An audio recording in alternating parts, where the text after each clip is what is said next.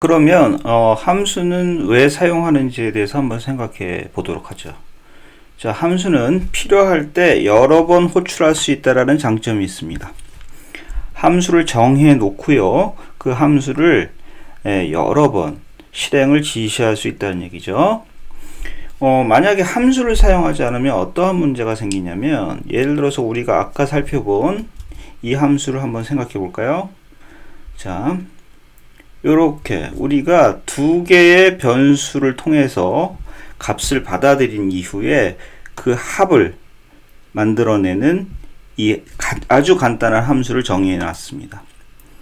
자, 그런데 만약에 이 함수를 사용하지 않으면 우리가 이런 식으로 두 개의 합을 만들어내는 행위를 해야 될 때는 변수 선언문 두 개 적어 주시고 할당문 써 주시고 그 다음에 이 문을 만들어 주셔야 되겠죠.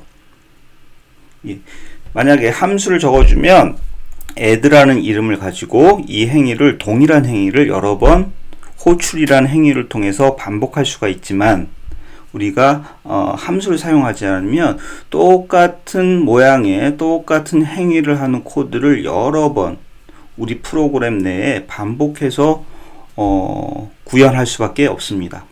그런데 문제는 이 내용이 바뀐다고 했을 때, 여러 번 똑같은 코드를 반복했을 때는 우리가 그 코드를 모두 찾아내어서 코드를 수정해야 되겠죠. 사람은 언제든지 실수할 수 있다는 특징을 갖고 있기 때문에 여러 번 똑같은 수정이 반복이 되면 반드시 그 안에서는 실수가 발생한다고 보는 겁니다. 따라서 함수를 사용을 하면 수정이 간편하다는 장점이 있고, 그리고 여러 번 코드를 반복해서 기재하지 않아도 된다라는 재사용의 관점에서 장점이 있습니다. 따라서 함수는요, 여러분들이 코드를 만드실 때 동일한 코드들이 여러 번 반복이 된다면 그 동일한 코드들은 함수의 대상이 될 수 있다, 이렇게 생각하시면 될 것 같습니다. 따라서 우리가 코드를 작성을 할 때 이 코드들이 반복이 되는 것을 조심해서 그 코드들을 우리가 함수화할 수 있는지 한번 생각을 해봐야 된다는 얘기가 될 겁니다. 자, 그리고요, 함수는 변수처럼 이름을 가질 수 있습니다. 우리가 변수 이름을 적어줄 때 변수의 내용, 즉 할당되어지는 값을 대변할 수 있는 좋은 이름을 적어주면 그 값이 무엇을 의미하는지 잘 알 수 있었습니다. 함수도 여러 개의 실행들을 하나의 블록으로 묶어주는 실행의 한 단위라고 볼 수 있는데, 그 실행의 단위에 대한 이름, 무슨 일을 하는지에 대한 이름을 잘 적어주시면 그 함수를 다른 개발자들이 읽었을 때 그 이름만 가지고도 무엇을 하는지 알아낼 수가 있겠죠. 즉, 함수는요, 코드의 가독성 측면에서도 굉장히 중요한 역할을 합니다.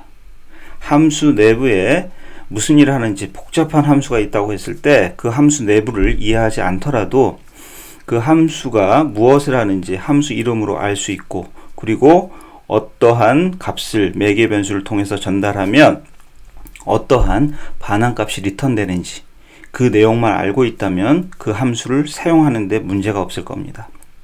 따라서 우리가 코드의 중복을 방지하고 코드의 재사용 측면에서 유리한 함수는 상당히 우리가 코딩을 할 때 중요하고요, 그리고 적극적으로 사용해야 된다는 얘기가 됩니다.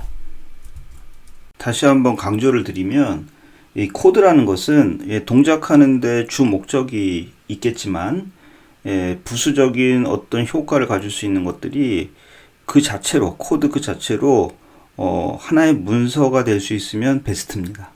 즉, 우리가 변수 이름이라든지 함수 이름을 적절한 이름을 적어주고 거기에 대한 어떤 문서를 따로 적어주지 않더라도 이름만 잘 적어주는 것만으로도 다른 개발자들이 우리의 코드를 읽었을 때 무슨 일을 하는지, 이 변수는 어떤 값을 저장하는 것이고 이 함수는 무슨 일을 해서 무엇을 반환하는지 알 수 있다면 그 자체로 훌륭한 하나의 문서가 되기 때문에 우리가 이름을 잘 짓는 것은 굉장히 중요하다는 얘기가 됩니다.